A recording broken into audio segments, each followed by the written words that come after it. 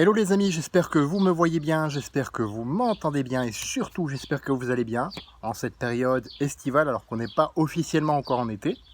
Aujourd'hui on va parler du jeûne, comment le rompre et pourquoi surtout c'est important de le rompre avec des protéines avant tout. Alors quand je dis protéines, je pense par exemple blanc de poulet, blanc de dinde, des protéines digestes bien sûr, ou encore mieux des protéines végétales. Alors on va voir déjà 4 premières raisons. La première, c'est pour préserver ce qu'on appelle la cétose.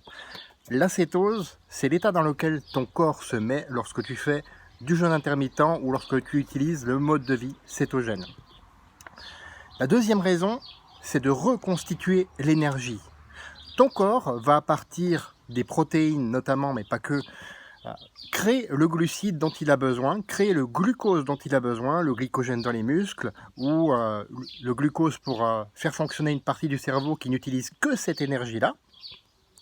Donc c'est la deuxième raison, reconstituer l'énergie. Troisième raison, réparer les tissus. Les protéines, c'est comme des petites briques qui vont venir reconstituer les tissus, notamment après un exercice physique. Là, ça tombe bien, je viens de faire ma séance de sport et j'ai pris, donc pour rompre mon jeûne, justement, du blanc de poulet, délicieux, juste comme ça. Ensuite, quatrième raison, justement j'en parlais, c'est de ménager ta digestion. Si tu prends tout de suite du gras, tout de suite des féculents et tout, et que tu mélanges ça avec des protéines, tu vas quelque part flinguer, pour le moment, pas pour la vie, mais pour l'instant, dans l'instant, tu vas flinguer ta digestion. Donc, c'est important de n'apporter que des protéines.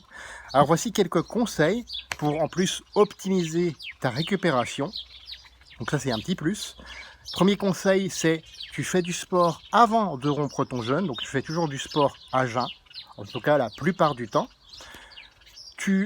Avant de rompre le jeûne aussi, tu prends des électrolytes, c'est-à-dire du sel, du potassium, donc du sel rose de l'Himalaya ou du sel gris de Guérande de préférence, pas du sel blanc de table, ça tu évites.